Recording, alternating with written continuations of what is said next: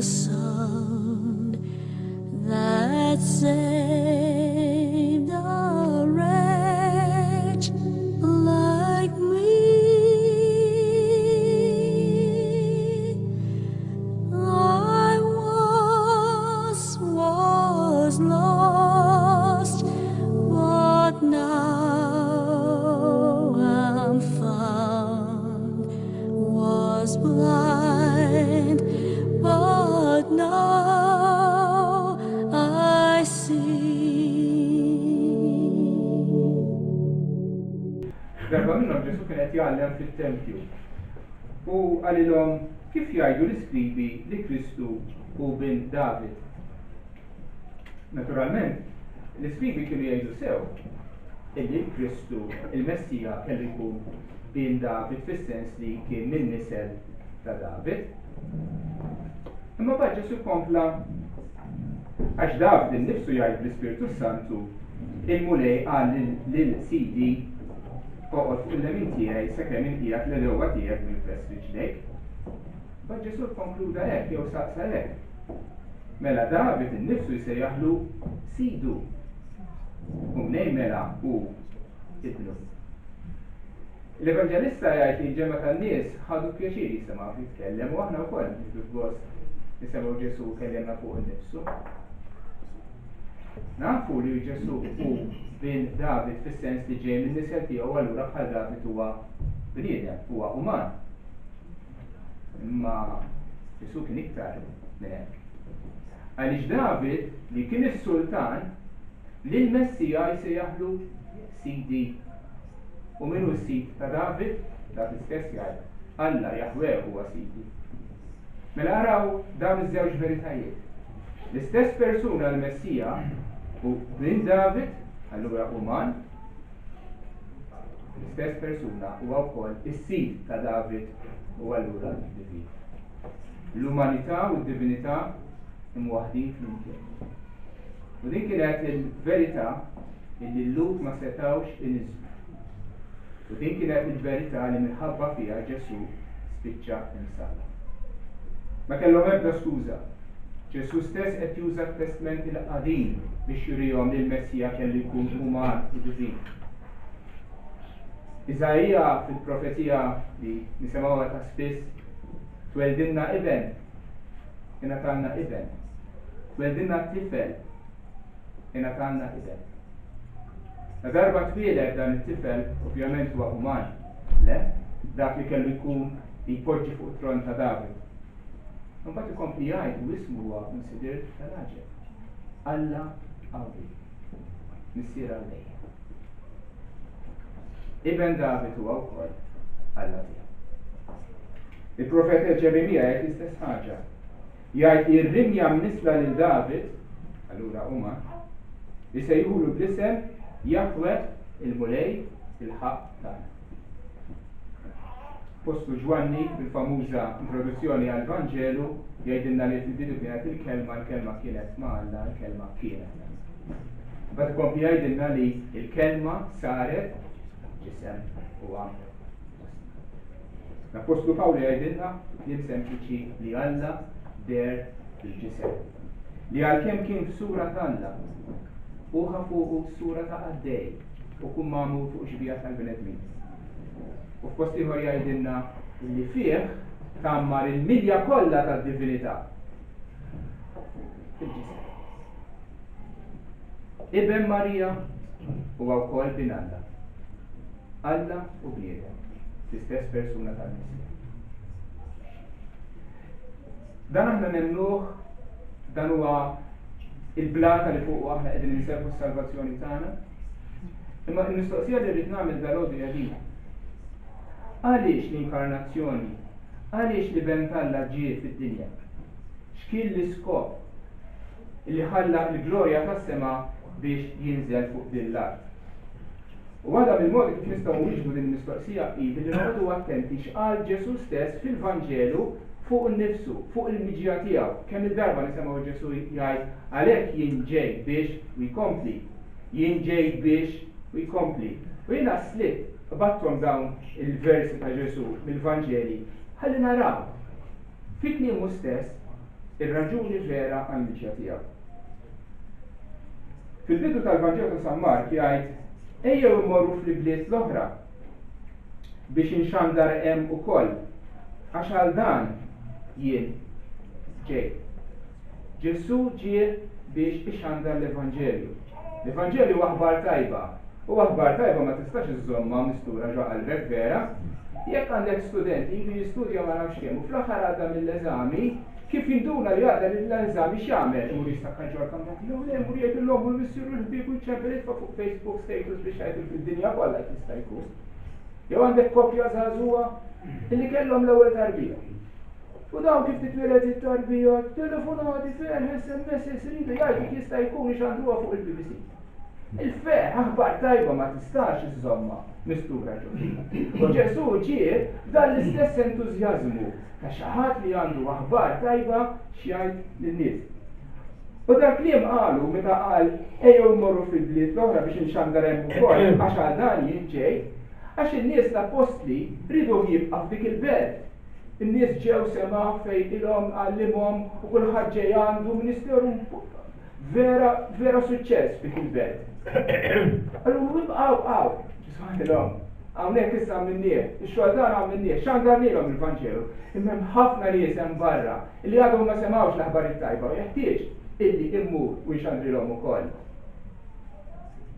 Jiena kultant nistaqsi lili nnifsi x'inhu l-aqwa jew l-ikbar bżonn li għandu l-bniedem f'din id-dinja.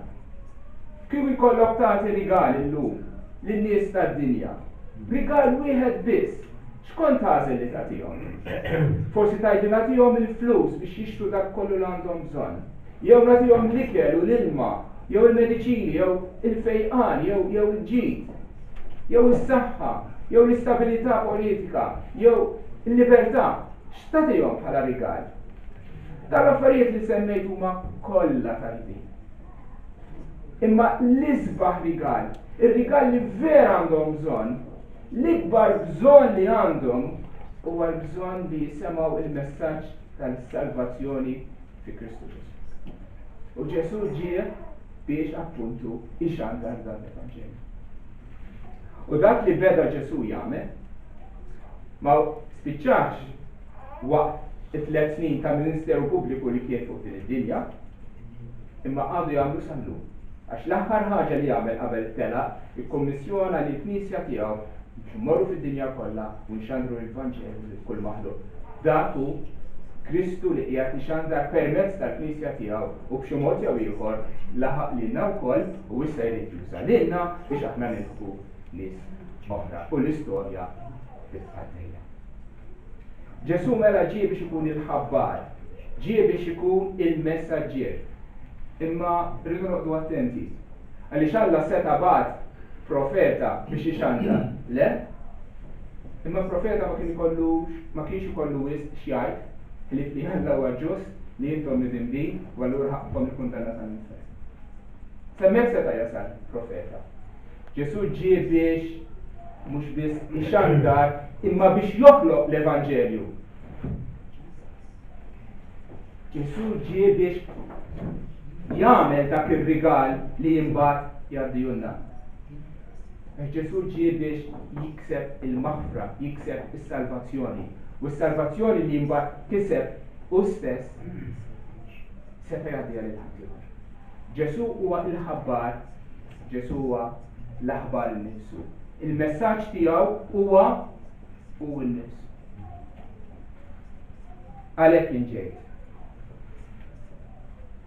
biex inxandar il-Vanġelju. Forsi Ġesu jgħid jien ġejt dawl fid-dinja biex kull min jemmen fija ma jibqax fid-dlam. Kemm hu importanti dan fi żmienna b'mod partikolari.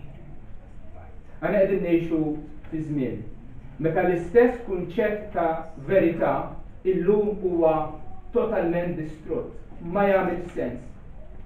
Qabel għall-anqas in-nies kienu jgħidu jien nemmen hekk, ieħor jiġi jgħidlu le ta' qed temmen ħażin, issa kellux raġuni jew le ħaġa oħra. Imma l-inqas kienu jemmnu li hemm il-verità u dak li huwa fals, dak li hu tajjeb u dak li hu ħażin. dak li hu sewwa u dak li mhux, għall-anqas. Illum f'liema soċjetà qegħdin ngħixu, x'inhi l-kultura llum? Dak tajjeb għalik? Tajjeb. Jiena ma nemmiex bħalek, jiena bil-kontra tiegħek nemmen, imma dak tajjeb għalija. Isna qegħdin ġo confectionery hi. Inti tieħu dik il-pasta toġbok hu dak u law jien inħudin għax jiena li tagħmlu x'bumi. U f'dan is-suq spiritwali jekk jiena rrid nemmen f'dak Alla jew f'dik ir-reliġjon jew f'dik il-spiritwalità, kulħadd huwa ugwalment validu. U ma tistax titkellem iktar fuq dak li hu tajjeb u dak li hu ħażin. Infatti il-ħaġa li jekk trid tixxokkja lil xi ħadd trid tgħidilu hi li Ġesu huwa l-unika triq biex issalva. U tara kif joqmos. Għal jekk tgħidu inti temmen fi Kristu u li Kristu jsalvak, dak orrajt. Imma jekk tgħidu li Kristu biss jsalvak hemmhekk inkoll. U moralità x'ngħidu fuqha? Jekk jiena rrid nagħmel hekk, inti min inti mhix tindaħalli, din hija s-sitwazzjoni li qegħdin ngħixu fis-soċjetà tagħna fis-seklu 21. Il-verità saret xi ħaġa relattiva, xi ħaġa li jien naħseb hija biss opinjoni. U kulħadd għandu dritt għall-opinjoni tiegħu, hi kemm hija assurda, hi kemm hi banali, kulħadd għandu dan l-imbierek dritt li jemmen li jrid. Il-bniedem huwa għama, tilef kull sens jew kull xewqa jew aħjar kull tama li xi darba jsib il-verità, allura qal li il-verità kulħadd jemmen li jrid. Għax fil-fatt ħadd ma jaf. Jekk li qed temmen mhux tajjeb jew. Allura tfajna kulħadd jagħmel li jrid. Bniedem huwa għami, huwa spiritwalment għami u Ġesu ġie biex ikun dawl fid-dinja biex dawk li huma omjin jaraw. Ġesu ma jibqax jitkellem iktar fuq opinjoni u fuq kulħadd jemmen li jrid, imma jgħidilna din hija triq ħażina, din hija l-verità, dan huwa fals, hemm ġenna, hemm infern, hemm Alla veru, hemm Alla għatmu mhux vera. Ma jibqax iktar jisboħ bil-gris u xejn tal-gris, imma għandek l-iswed u għandek l-abjad meta tisma' lil Ġesu. U dak li għandna bżonn aħna. U post ieħor qal ikompli fuq l-istess tema għal ħaq ġejt din id-dinja biex dawk li ma jarawx jaraw. Dik hija l-esperjenza tagħna fil-tiegħek. Li kien hemm żmien meta aħna wkoll ma konniex nafu triq tas-salvazzjoni u smajna lil Kristu ixandrilna l-Vanġelu u għarafna lil Alla ħaj u veru. U llum nistgħu nirringrazzjah illi f'wiċċ Kristu aħna għarafna lill-Messija. Il-kompli għal-ħaq ġejt din id-dinja. Biex dawk li ma jarawx jaraw. U dawk li jaraw jisiru omja. Biex dawk li jaraw jisiru omja. Ġifieri. Dak kien Ġesu qalu, meta kun hemm ir-reliġjużi lud, qegħdin jopponuh. Anke wara dak il-miraklu li kien għamel meta ta' id-dawl il-ġufni li kien għama minn twerid. U baqgħu ma jridux jemmnuh, u baqgħu ma jridux jemmnu li dan huwa l-Kristu, anzi li huwa midaj, u affarijiet bħal dawn. Ġesu lil dawn in-nies illi kienu qegħdin jopponuh, illi kienu qegħdin jisfidawh, Ġesu intom għalilhom intom minn għalikom taraw, imma intom issa omja, issa intom inal ilkom il-bib biex tifmu u tarfu l-verità fija. Dan huwa ġudizzju, Dan huwa ġudizzju ta' Alla fuq dak li huwa stinat li jisma' l-Evanġelju, li jerġa' jisimgħu, li jirreżistih, li jopponih, li jisfida, li jibqa' jisfida u jasal f'punt fejn Alla jgħidu issa taħseb. Għajnejk inħarbu. Mhix ħaġa tal-tisa. Mhix ħaġa tal-tisa. Meta tirrealizza li hawn nies minnhom huma qraba tagħna li semgħu l-Evanġelu sena wara sena, sena wara sena u jibqgħu jirreżistu. Jalla ħadd ma jxielu hekk. Jalla ħadd minna ma jxielu hekk. Għalhekk ninġej biex dawk li ma jarawx jaraw. u dawk li jaraw isiru għomna. Għattilkom li Ġesu mhux biss ġie biex iħabbar imma ġie ukoll bħala l-aħbar innifisa. Hu stess huwa l-aħbar ta' Kristu. Ġesu jgħidlek fuq innifsu la taħsbux li jien ġej biex neqret il-liġi u jew il-profeti. Jien ma ġejx biex neqret. Iżda biex inwetta anke idea popolari fost xi evanġeliċi li bħalli kieku dak kollu li ġara fit-Testament il-Qadim huwa totalment irrelevanti għalina. Il-Testament il-Qadim għalihom jista' ma jeżistix. Anzi kważi jistħu minn dak li hemm miktub fit-Testament il-Qadim. Li l-liġi ta' Mosè għalina m'għandha assolutament ebda valur. Dan huma nies li jsejħu lilhom infushom evanġeliċi. Ma Ġesu ma jgħidx hekk. La taħsbux li jien ġejt biex neqret il-liġi jew il-profeti.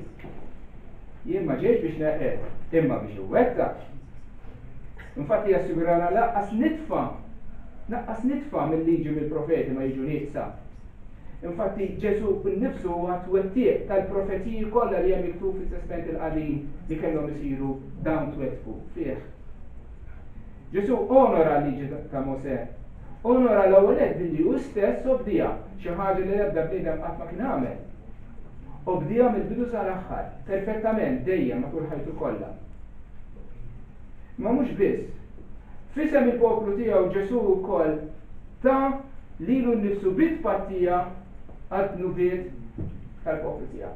Għax il-liġi titlob il-mewt bħala kastik għal dawk li jidimbu Kristu stess ħadu fuqu. B'dak il-mod Kristu wkoll onora l-liġi.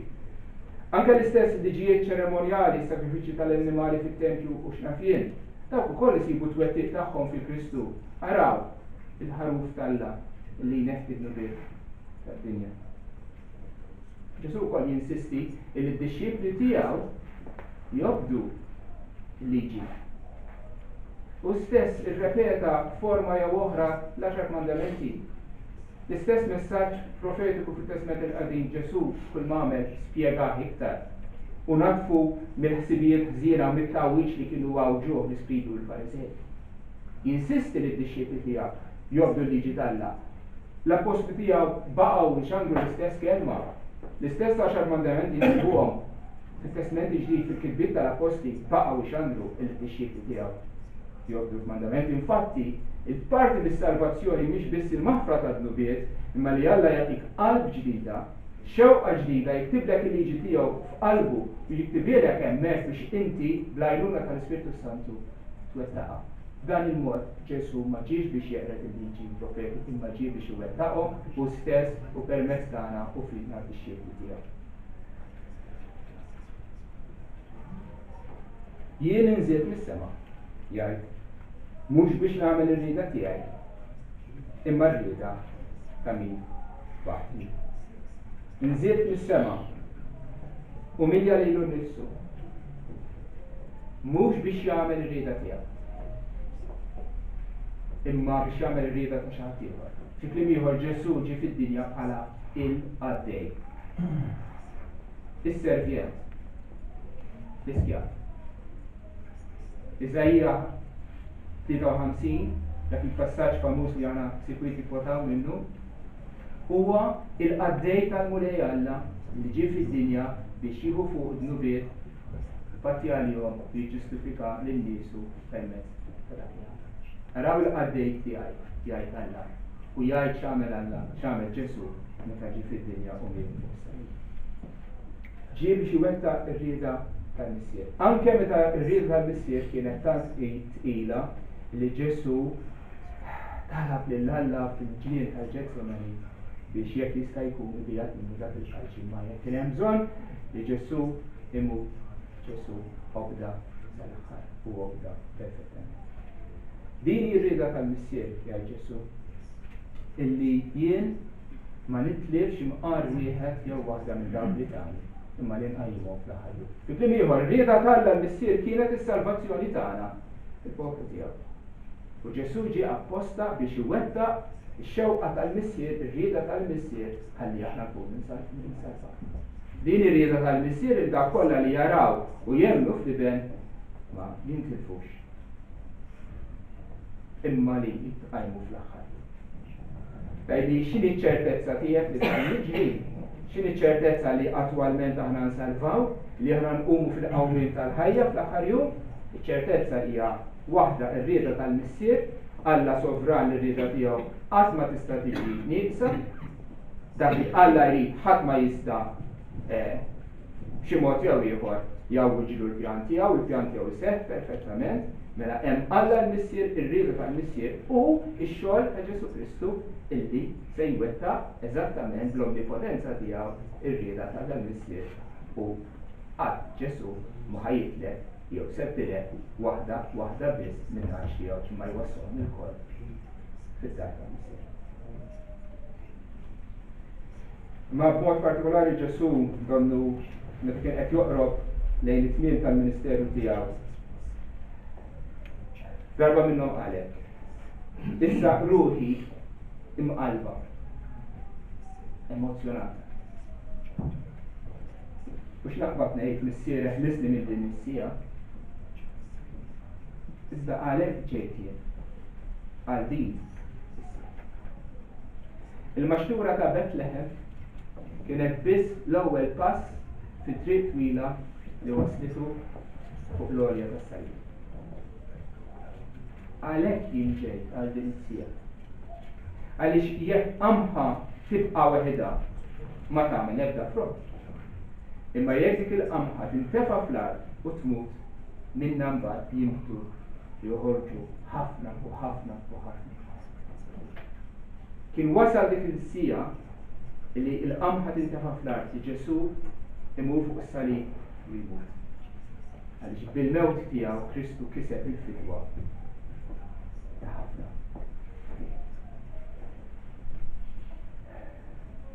Naturalment, nħossuha it-taqliba fil-qalb ta' Ġesu. Għaxu li mara f'ebda dnub. Issa jrid ikun isir dnub għalina. Issa jrid ikun imsallab fuq salib, is-simbolu tas-saħħa. Nistgħu qasbiss nistgħu nibdew nimmaġinaw x'ħass Ġesu f'mumenti bħal dak. U meta wasal qrib ħafna fil-ġnien u talab lill-missier jekk jista' jkun bijat minni dan il-kalċ. Imma Ġesu kien jaf illi jekk Alla ibijat minnu il-kalċi u Ġesu ma jmutx, allura ma stajniex inkunu nifdija. U kien jaf jiġi għalik is-sija, allura fl-istess nifs Ġesu għallu ma mhux ir-rieda tiegħi imma Ġesu qabad dak il-kalċi mor u xorbu sal-aħħar. Nħabba fija, nħabba fija. Għalhekk jinġej għal din is-sija. U x'akkwista Ġesu bit-tbatija tiegħu fuq is-salib. Ġesu stess jgħidilna jinġej biex ikolkom il-ħajja. U jkollkom il-ħajja bil-kotra, bl-abbundanza.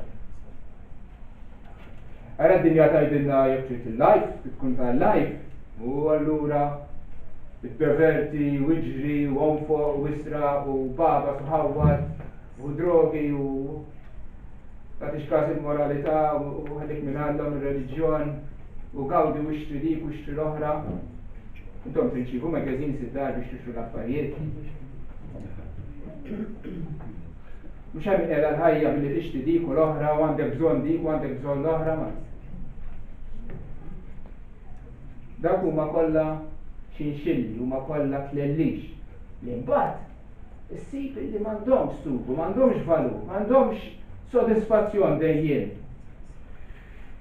Dik hija kitba tax-xitan meta jgħidu r-reliġjon ta' Kristu ħalli kieku Kristu ġie biex joħdilna l-gost tal-ħajja. Meta ħalli kieku ġie biex jisraqilna xi ħaġa mill-ferħ. Ġesu ġie biex jagħtina l-ħajja biex nimtlew bil-ferħ tiegħu, bil-paċi, bil-għena tiegħu.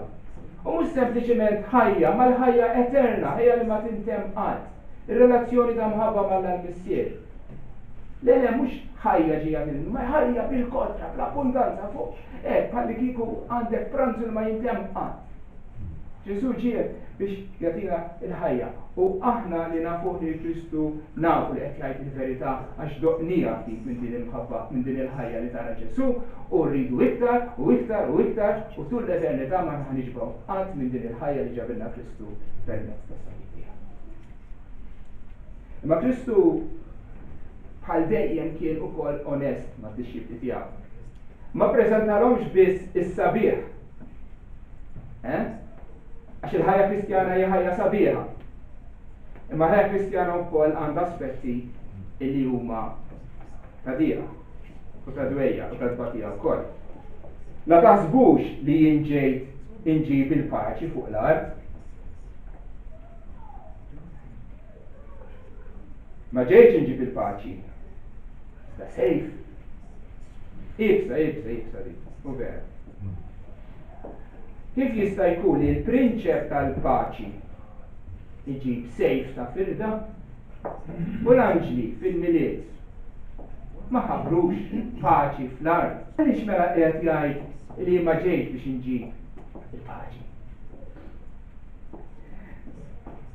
L-onet huwa fatt li Ġesu ġie biex iħabbeb lil midneb magħha. Dan is-sens ġie biex iġibilna il-paċi magħha. U ġie wkoll biex iġibilna l-paċi tal-la f'qalbna. Dik it-tranquillità li aħna esperjenzajna u nilqgħu nesperjenza. U Ġesu jrid ukoll id-dixxipli tiegħu sakemm jiġu minnhom jgħixu fil-paċi ma' kulħadd.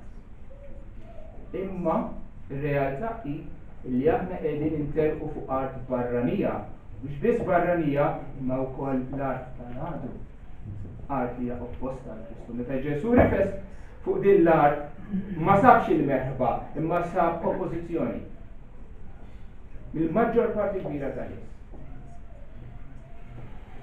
U minflok laqgħu lil Kristu spiċċaw jippersegwitaw, jimxu waraj sakemm fl-aħħar arrestaw sawtu u qatlu.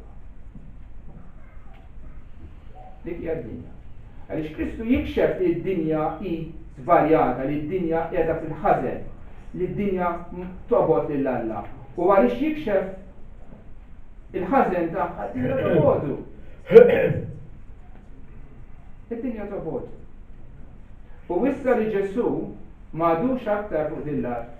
U allura d-dinja ma tistax tmitt idejha fuqu, allura d-dinja x-xitan bedewwa Alla imiddu jdejhom fuq id-dixxipli tiegħu u segwa xi. U din hija l-istorja tal-Knisja. Hija storja li tista' tiktibha bit-tiċpis tad-demm tal-martri matul is-sekli. Sal-ġurnata tal-lum, tiegħek. Sal-ġurnata tal-lum.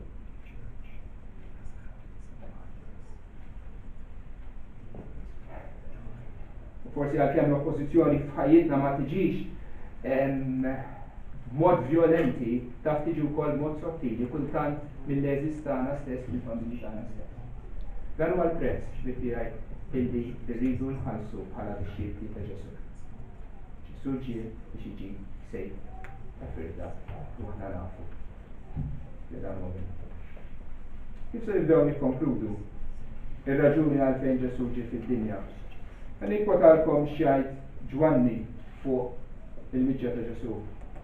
L-Apostlu jgħid hu kien fid-dinja u d-dinja saret bih. U d-dinja ma rfitux. Tajba, li l-ħallieq ġie fost il-ħlejjaq tiegħu u l-ħlejjaq tiegħu ma rrikonoxxux bħala ħallieq. Tkun taf jekk id-dinja hi xamija jew le? Ftakar kif ittrattat il-Ġesu meta ġie fid-dinja. Ġie fil-ħwejġu, f'pajjiżu stess, f'Iżrael. Is-sultan ta' Iżrael ġie fost niesu. U niesu ma naqgħux. Ma taħx merba. Anzi, kif għadna. Raw kif għamlu sakemm ħelsu minnu. Iżda lil dawk li laqgħuh tawhom is-seta li jsiru uliet Alla. Lil dawk li jemmnu f'ismu. L-istess ħaġa għadu jiġri llum. Fil-maġġor parti kbira tan-nies li Kristu jibqaw ma jilqawx. Okay, forsi jgħidu li huma nsara, imma le ma jilqawx fir-realtà, ma jaċċettawx bħala s-salvatur tagħhom, għadhom jippruvaw jaħdmu huma biex jiksbu mertu biex isalvaw.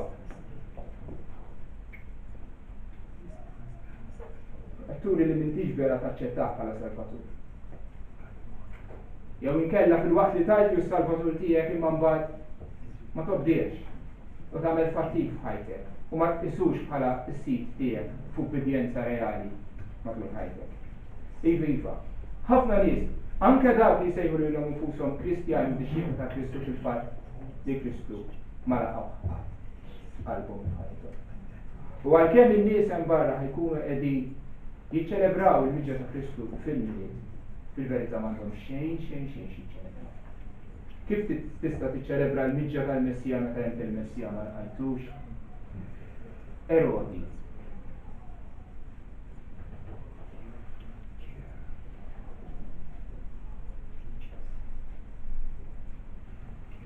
Banda l-oħra, jekk inti għaftajti Kristu bħala salvatur tiegħek, jekk inti qed timxi warajh bħala l-mulej tiegħek, allura f'ħajtek ġrat xi ħaġa drammatika. Int li kont il-bot minn Alla, li kont għadu tal-Alla, li l-Alla ma kontx tafu, permezz ta' Kristu, inti issa tħabbib, issa inti qrib tiegħek. Ħajli kemm qrib. Tista' tkun aktar qrib milli tkun membru fil-familja tiegħu, milli ssir iben jew bint Alla li inti tista' issa tgħid lil Alla missier. Iva, Ġesu għalanna dan il-jed li nissejħu ulied Alla. Dak kollha li laqgħu tagħhom is-seta li jsiru ulied Alla lil dawk li hemm. Meta kien wasal fit-tmiem tal-Ministeru tiegħu, Ġesu ġabar it-tixjiet tiegħu u kellimhom u post weġa oħra għalilhom hekk. Jekk immuru nħejji post għalikom, nerġa' niġi u nilqakom għandi biex fejn inkun jien tkunu intom. Sa issa smajna li Ġesu jgħid jien ġej. Jien ġej biex inxanta l-aħbar, jien ġej biex inkun dawl għad-dinja, jiena ġej biex inwettaq il-liġi u l-profeti, jiena ġej biex inwettaq ir-rieda tal-missier, jiena ġej biex immut, jiena ġej biex nagħti l-ħajja lin-naġ tiegħek. Imma issa ma jgħidx iktar jien ġej, imma jgħid jien nerġa' niġi. Jien nerġa' niġi. L-ewwel darba ġie biex jiżra, it-tieni darba se jiġi biex jaħsar dak li kien żera. L-ewwel darba ġie biex jikseb il-fidwa tagħna, it-tieni darba se jiġi biex jiġbor lill-mibdijin fih-tagħna. Fid-darba ssir. U nafu li dak li wedna Kristu sejjer. Iva Kristu ġie u Kristu se jerġa' jiġi biex jiġborna. Kif se niġbru kollox ftit kliem? Nistgħu ngħidu li l-Etern daħal fi żmien, li l-infinit sar ikka, li s-Sultan sar għaddej. Għaliex? Biex isir Emanuel Alla magħna. Biex jagħti ħajtu fidwa għal ħafna. Biex aħna li maħna xejn immissu l-infinit. Biex aħna li twilidna l-bieraħ niltaqgħu mal-Etern. U ġie fuq din l-art għal ftit żmien biex aħna ngħixu fid-dar tiegħu fis-sema għall-eternità. Għandna raġuni niċċelebraw il-miġġa ta' Kristu. U ġurnata waħda fil-pjar. Sena kollha. Dejjem itolbu.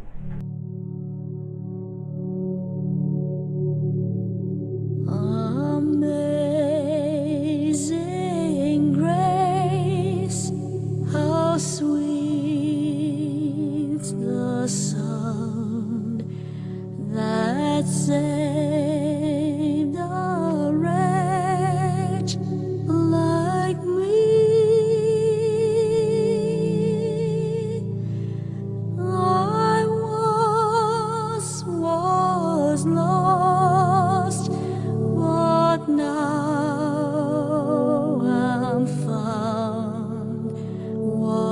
blind, but now